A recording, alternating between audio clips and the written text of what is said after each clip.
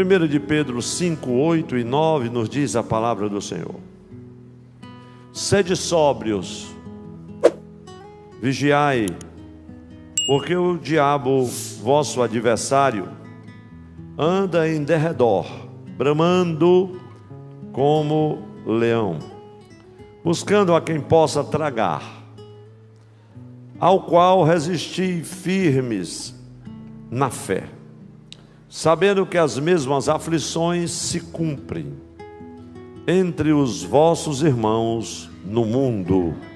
Amém, graças a Deus. Queridos e amados irmãos, quantas vezes nós voltamos à primeira epístola de Pedro nesses últimos dias. Glória a Jesus. E hoje especialmente o Senhor tem colocado no nosso coração uma palavra, e quando nós nos lembramos do apóstolo Pedro em suas cartas, nós nos lembramos um pouco do cenário em que a igreja está envolvida na presente época, no presente tempo em que nós vivemos, porque Pedro escreve para encorajar os irmãos. Se existe um tempo para encorajamento, é esse que nós estamos vivendo. Vivemos uma sociedade presa, meus irmãos, pelo desânimo, alguns desencantados com a vida, outros em angústias e tribulações, muitos perplexos, outros com medo de ir e vir, a violência impera, o desamor também. Como disse Jesus, o amor esfria, a iniquidade se multiplica, os sinais todos são muito evidentes. E Pedro, naquela época, escrevia para encorajar os irmãos que estavam experimentando uma onda severa de perseguição, os bens eram espoliados, os martírios, havia sofrimento e tribulação por toda a parte, e a fé daquela igreja e daqueles crentes era provada de uma forma muito intensa. E Pedro escreve as duas cartas para confortar os irmãos, além também de apresentar a doutrina santa, de combater as heresias, mas, meus irmãos, principalmente para confortar, para consolar, para levar esperança àqueles amados e queridos irmãos, a esperança que estava em Cristo, que está em Cristo, a esperança da vida eterna, e desafiar aqueles irmãos, desafiar aqueles crentes do seu tempo para viverem vidas santas no meio de lutas tão grandes. Havia um estresse tremendo, uma pressão poderosíssima sobre a igreja, aqueles crentes. Isso advinda do sofrimento e principalmente da perseguição. Cristo, no entanto, meus irmãos, nós sabemos disso e nos alegramos. Ele é a nossa esperança no meio do sofrimento. Ainda há esperança. E a esperança não é aquela que diz o provérbio, a última que morre. A nossa esperança não morre jamais. É Cristo em vós, a esperança da glória. Glória a Jesus. E Pedro apresenta Cristo como nosso exemplo. Ele sofreu, mas nos deu o exemplo. E nesse texto o apóstolo vai nos ensinar, vai mostrar, vai revelar aqui cada segmento da igreja, como deve lidar nesse contexto de angústia, de luta, de dores, do sofrimento, da perseguição e da pressão sobre eles. Aquela pressão que os pressionava, a Bíblia não fala de estresse, mas é exatamente isso. Era um estresse tremendo na vida cristã. E Pedro apresenta nesse texto um adversário feroz, que sim, já era conhecido da igreja, mas ele precisava ratificar isso.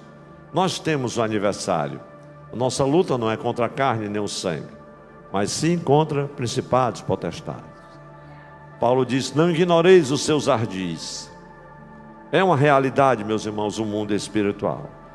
E Pedro vai apresentar um adversário que é feroz, que ataca em meio às perseguições, ao sofrimento, e ele leva aquela pressão grande, aquele estresse terrível, dentro do contexto da comunidade cristã da época de Pedro.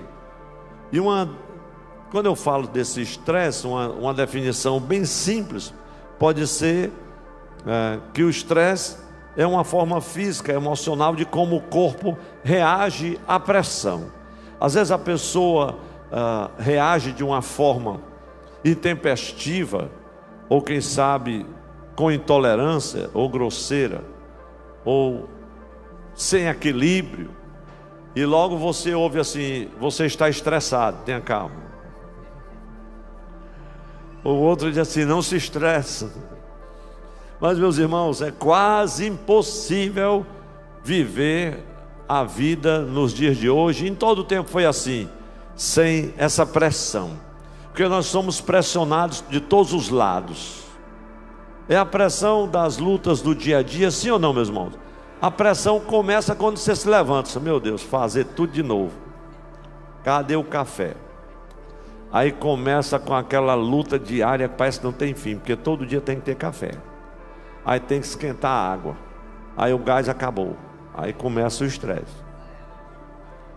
Ou então você perde a hora: meu Deus, perdi a hora, nem café tem, e você já sai estressado. Aí perde o ônibus, ou então está na parada, passa e lhe dá um banho, aí você tem que voltar. Então o estresse é o estresse. Diga para quem está ao seu lado: o estresse é uma realidade, porque parece que tudo amanheceu maravilhoso, mas é só você chegar na garagem, liga o carro e vai sair pneu furado. Mas não pode, 4 pneus novos, pois é, entrou um prego. Mas como é que o diabo desse prego? Eu não vou dizer que foi o diabo, mas foi um prego. E às vezes, a quem já está estressado, é melhor um prego no pneu, para você demorar um pouquinho, para se acalmar, do que sair no trânsito estressado. Deus está no controle de tudo, meus irmãos, até quando parece que está dando tudo errado. Porque tem dia que parece que é como dizia um certo irmão lá no interior: pastor, hoje eu comecei com o pé esquerdo. Pois eu comecei foi com 2 pés, não foi nem com o direito nem com o esquerdo. Esse negócio de estar caminhando, que vai entrar, né? O atleta está no campo saltitando com o pé direito, outro é com... Meus irmãos, todo dia a gente começa porque a misericórdia de Deus se renovou. Seja com o pé direito, com o pé esquerdo, com 2 pés, você começa porque o Senhor é bom, glória a Deus.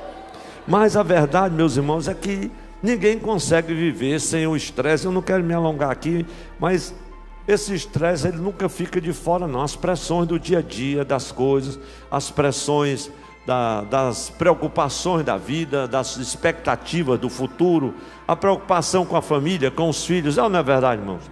Tudo está maravilhoso, está tudo correndo muito bem, aí a filha liga: eu estou aqui na emergência com o neto. Pronto, acabou o dia da mãe. 10 ligações no dia só para saber: já saiu da emergência? O que é que tinha? Já fez os exames? Não, ainda está aqui no soro. Pronto. Enquanto não chega em casa, não se aquieta. São as pressões, isso faz parte do dia a dia. Meus irmãos, quando o estresse fica fora de controle, aí pode prejudicar a sua saúde, aí pode prejudicar os seus relacionamentos, aí pode prejudicar até mesmo a sua alegria de viver, pode abalar até mesmo a sua fé, porque ele saiu de controle. E a mensagem hoje não é sobre o estresse, mas é sobre a questão do autocuidado, que é uma jornada muito grande que nós estamos começando. O autocuidado e o estresse na vida cristã.